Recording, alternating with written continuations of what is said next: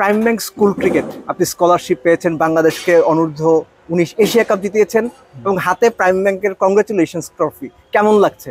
আসলে আলহামদুলিল্লাহ সব ওভারঅল ভালো লাগতেছে। আপনারা জানেনই কালকে থেকে অনেকক্ষণ সবাই অভিনন্দন জানাই দিচ্ছে এবং আমরা যেটা করছি অনেক কষ্ট হয়েছে, আমাদের অনেক আমরা পরিশ্রম করছি অনেক দিন ধরে আমরা সবাই।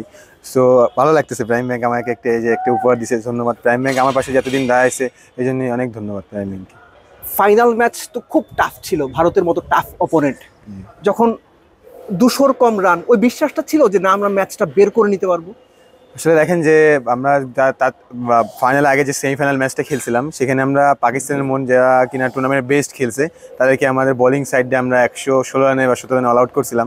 সো ওই বিশ্বাসটাই ছিল যে না আমরা ওইটাই আর কি ধারাবাহিকতা রাখবো ফাইনালে। আর আমার কনফিডেন্স ছিল আমার বলারের উপরে, বলাররা যা করছে। সো ওইটাই আলহামদুলিল্লাহ।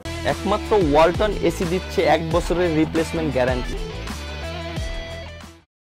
দর্শকরা দারুণভাবে সাপোর্ট করেছেন দুবাইতে।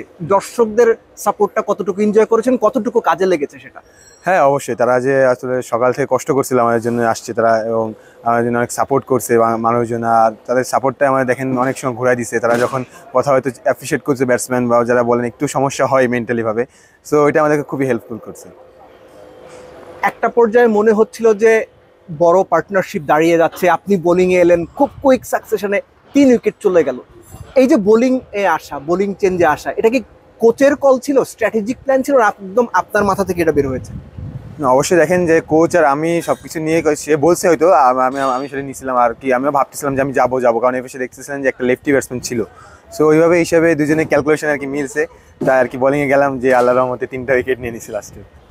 আন্ডার-19 লেভেলের পরে বাংলাদেশের ক্রিকেটারদের একটা কঠিন ফেস আসে, তো আপনারা আন্ডার-19 লেভেলে, এরপরে কি এক্সপেক্ট করেন ক্রিকেট বোর্ডের কাছ থেকে? কি ধরনের সাপোর্ট চান? সাপোর্ট তারা দেখেন যে অনেক সাপোর্টই আমাদের করে। বিসিবি যে এখন আমাদের এখান থেকে 19-এর পরে যত দেখেন এইচপি বা টাইগার যত আছে আমরা এই টিম, সো আমরা কষ্ট করে থাকি আর আল্লাহ অবশ্য বাকিটা। যে আসলে দেখেন শুধু 19 না, সামনে আমাদের এখনও এশিয়া কাপ শুধু হয়েছে, এখনও সামনে ওয়ার্ল্ড কাপ আছে। সো ওইগুলো নিয়ে এখন প্ল্যান চলতেছে আর কি।